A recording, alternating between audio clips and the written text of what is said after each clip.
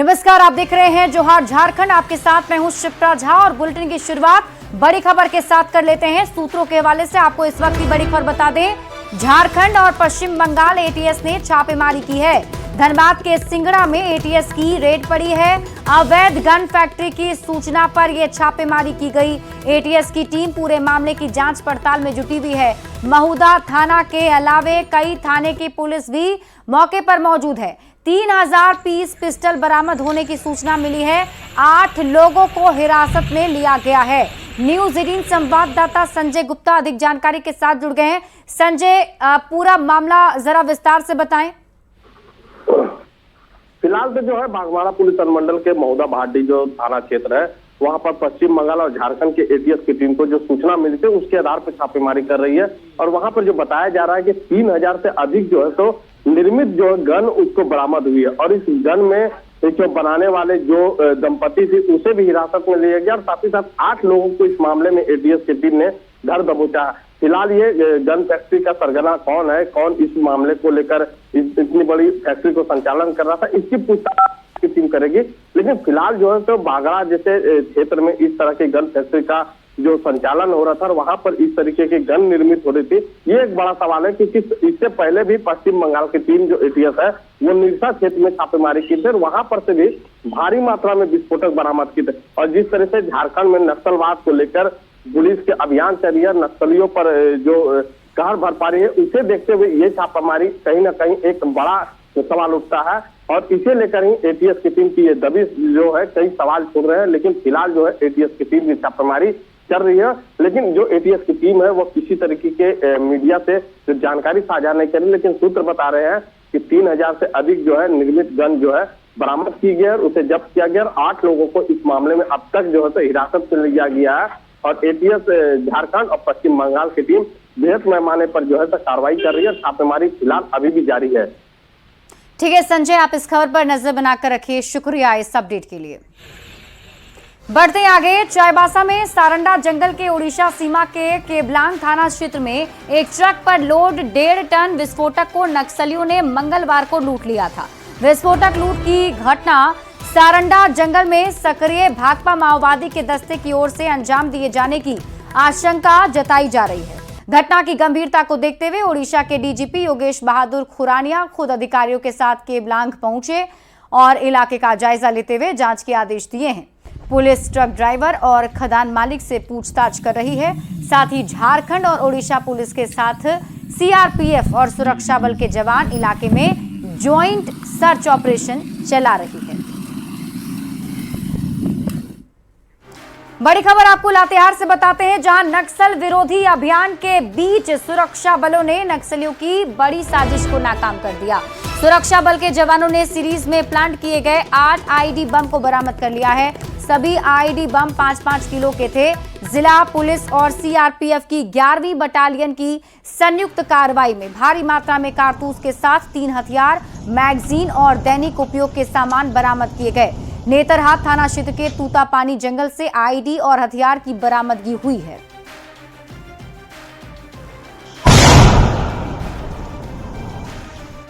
खबर आपको रांची से बताते हैं, जहां एंटी करप्शन ब्यूरो ने शराब घोटाले में गिरफ्तार आईएएस विनय कुमार चौबे के करीबी सीए धनंजय कुमार और उपेंद्र शर्मा से पूछताछ की। एसीबी ऑफिस में दोनों सीए से अलग अलग पूछताछ की गई। एसीबी ने शेल कंपनियों में निवेश के साथ साथ विनय कुमार चौबे के फाइनेंस से जुड़े मामलों के भी सवाल जवाब किए गए हैं। एसीबी के जांच अधिकारी संतोष कुमार ने दोनों से पूछताछ की है। और शराब घोटाला मामले से जुड़ी बड़ी खबर आपको बता दें, एसीबी करेगी आईएएस विनय चौबे और गजेंद्र सिंह से पूछताछ। कोर्ट से मिली है 2 दिन की रिमांड। एसीबी ने 7 दिनों की रिमांड मांगी थी। विनय चौबे और गजेंद्र सिंह फिलहाल न्यायिक हिरासत में है। विनय चौबे का रिम्स में इलाज चल रहा है। गजेंद्र सिंह रांची के होटवार स्थित बिरसा मुंडा सेंट्रल जेल में है। और खबर आपको गुमला से बताते हैं, जहां शहर में गुस्साए सांड ने जमकर उत्पात मचाया है। सांड के उत्पात का वीडियो भी सोशल मीडिया पर वायरल हो रहा है। सांड के हमले से कई लोग घायल हुए और भागकर अपनी जान बचाई। गुस्साए सांड ने मेन रोड पर आ रहे राहगीरों पर हमला बोलना शुरू कर दिया और इस दौरान बाजार जा रही एक बच्ची को उठाकर फेंक दिया है। इसके बाद एक शराबी को भी उठाकर सांड ने फेंक दिया। सांड के हमले के बाद लोग एकजुट हुए और सांड को रस्सी से बांधकर काबू में किया गया। खड़ा हो गया।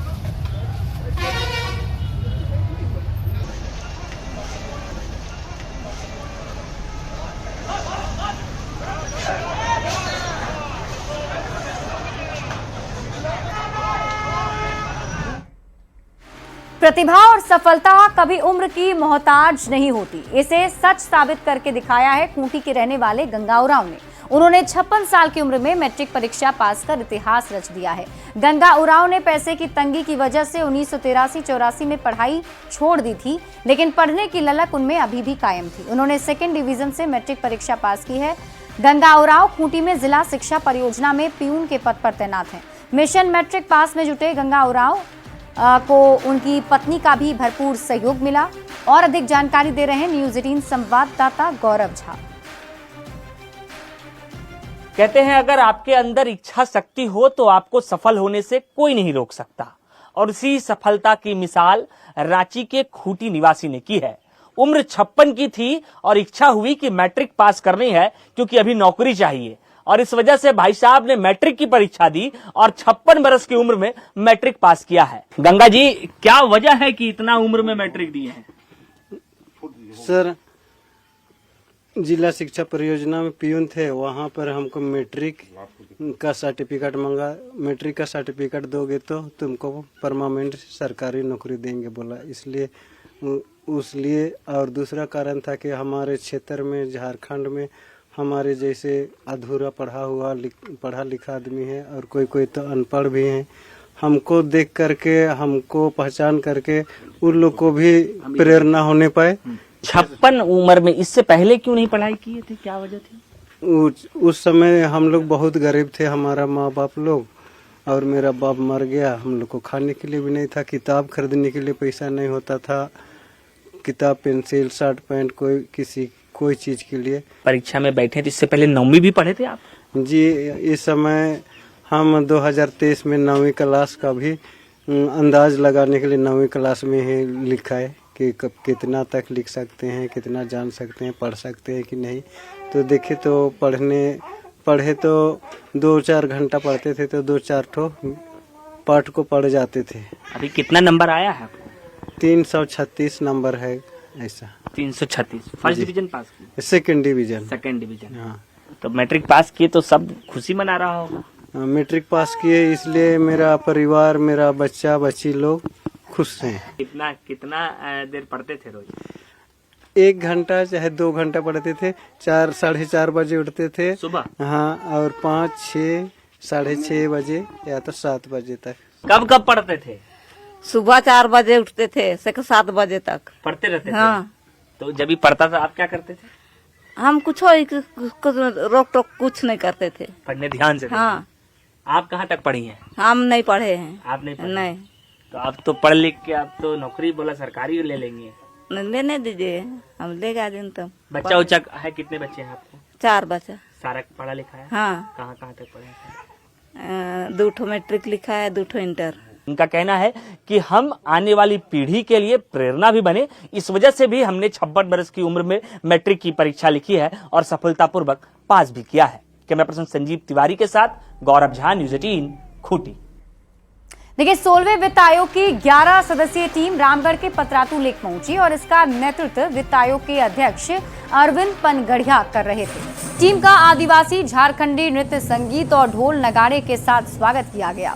टीम ने लेक में नौका विहार का आनंद भी लिया, साथ ही आइलैंड की खूबसूरती को कैमरे में कैद करते हुए पतरातू वैली का भी आनंद लिया। वित्त आयोग के केंद्रीय अध्यक्ष अरविंद पनगढ़िया ने पतरातू लेक और घाटी को काफी खूबसूरत बताया। 16वें वित्त आयोग की टीम 4 दिन के दौरे पर झारखंड पहुंची है और 30 मई को रांची में राज्य सरकार के साथ टीम की महत्वपूर्ण बैठक होगी। अच्छा लगा और एक का मैं सोच रहा हूँ कि बहुत सारे टूरिस्ट फ्यूचर में और अट्रैक्ट करेगा। बहुत सा सर फिल्म का शूटिंग होती थी सर यहाँ पर, और वो लोग वो ये सब्सिडी को लेकर कुछ लोचा है सर इसमें सर। इसमें कैसे किया जाएगा सर इसमें? वो तो स्टेट गवर्नमेंट को देखना पड़ेगा, मैं क्या बोलूँ। कैसा लगा लोकल जो प्रॉब्लम है वो तो लोकली सॉल्व करना पड़ेगा ना। 16वें वित्त आयोग की टीम के दौरे को देखते हुए सीएम ने वित्त मंत्री राधाकृष्ण किशोर और सीनियर अधिकारियों के साथ चर्चा की है। सीएम ने वित्त आयोग की टीम के दौरे पर राज्य सरकार की तैयारियों के बारे में जानकारी ली। आयोग की टीम 30 मई को रांची में सभी मंत्रियों और अधिकारियों के साथ बैठक करेगी, जिसमें राज्य की वित्तीय स्थिति, प्रबंधन, अनुदान की राशि के खर्च करने का ब्यौरा, केंद्रीय सहायता राशि का उपयोग सहित कई अन्य विषयों पर जानकारी ली जाएगी। इस बारे में राज्य सरकार ने अपना होमवर्क पूरा कर लिया है।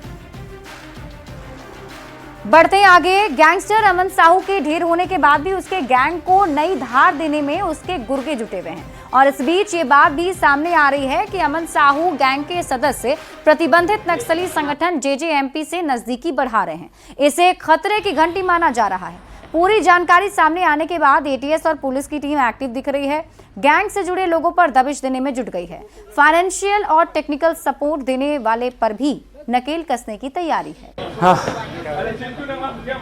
जो अमन साहू गैंग है और जो जेजेएमपी था, जिसके विरुद्ध अभी रिसेंटली कार्रवाई भी की गई है जिला पुलिस के द्वारा, लातेहार पुलिस के द्वारा, इन दोनों का आपस में साठगांठ हो गया है। ये हमारे संज्ञान में आया है। हम लोग इसका एनालिसिस भी कर रहे हैं और हर तरीके से इसकी जांच कर रहे हैं कि क्या ये सही है, और अगर ऐसा है तो इसमें जो भी अगर कार्रवाई की ज़रूरत पड़ेगी उस पर हम लोग अभी जांच कर रहे हैं और अगर कार्रवाई की जाएगी। अभी रिसेंटली भी कई गिरफ्तारियां भी हुई हैं और हम लोग बेसिकली इनके जो प्रॉपर्टीज़ हैं उस पर भी फोकस कर रहे हैं। और जो बाकी बचे हुए लोग हैं, खासकर जो लोग ये पोस्ट वगैरह कर रहे हैं, कहाँ से बैठ के कर रहे हैं और किस मंशा से कर रहे हैं, हम लोग उस पर भी आगे काम कर रहे हैं।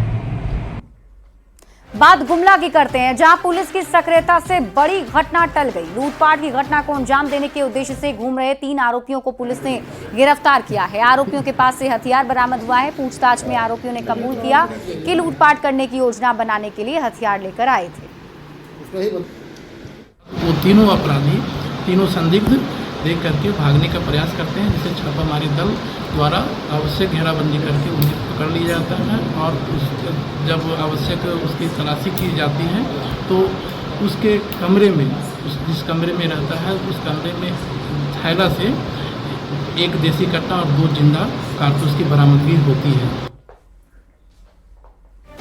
खबर जमशेदपुर से, जहां पुलिस ने चेन छिनतई गिरोह के 4 अपराधियों को गिरफ्तार किया है। उनके पास से सोने की चेन, एक बाइक और कई सामान बरामद किए गए। बता दें कि 18 मई को सिद्धगोड़ा इलाके में एक महिला से चेन की छिनतई हुई थी और इसी की जांच के दौरान पुलिस ने 4 आरोपी को गिरफ्तार किया।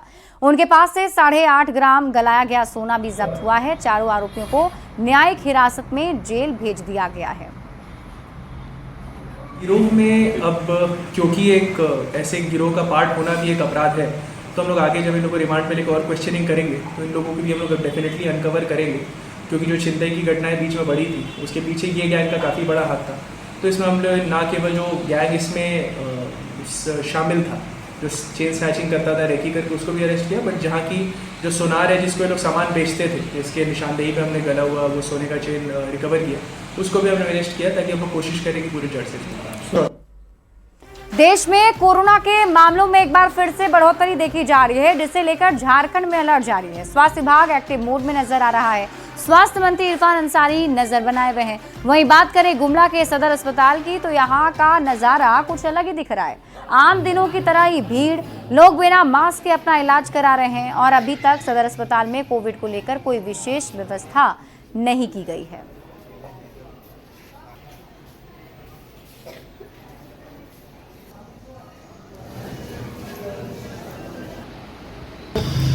स्वास्थ्य विभाग के डॉक्टर, स्वास्थ्य विभाग के जिला स्तर के अधिकारी कोई भी गंभीर नहीं है। उसके साथ साथ झारखंड प्रदेश के जो मंत्री हैं वो भी खाली बड़बोला टाइप के हैं, बयान खूब देते हैं, टीवी में खूब आते हैं, मगर उनका कार्यकलाप जो है सो जीरो है।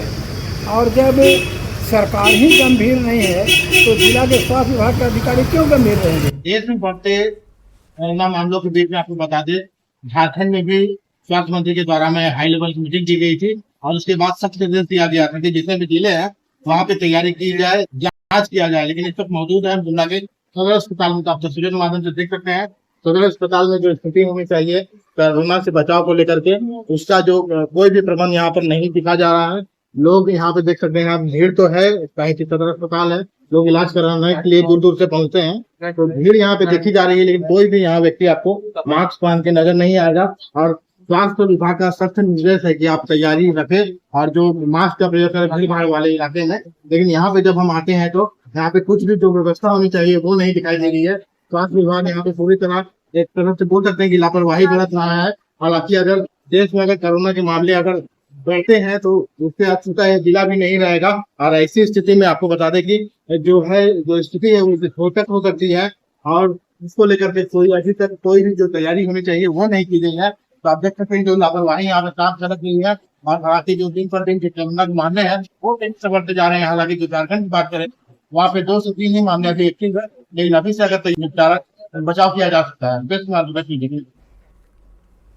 खबर रांची से है, जहां सेना के शौर्य को दिखाने के लिए पेट्रोल पंप पर ऑपरेशन सिंदूर का पोस्टर लगाया गया है। पोस्ट में प्रधानमंत्री नरेंद्र मोदी की तस्वीर के साथ ही सेना की तस्वीर लगाई गई। इसमें सेना के शौर्य की तारीफ की गई है। पेट्रोल पंप के मालिक नवीन कुमार का कहना है कि भारत सरकार की ओर से पोस्टर भेजा गया है, जिसके बाद इसे लगाया गया है। इसका मकसद ऑपरेशन सिंदूर की जानकारी आम जनता तक पहुंचाना है। और अधिक जानकारी दे रहे हैं न्यूज 18 संवाददाता गौरव झा।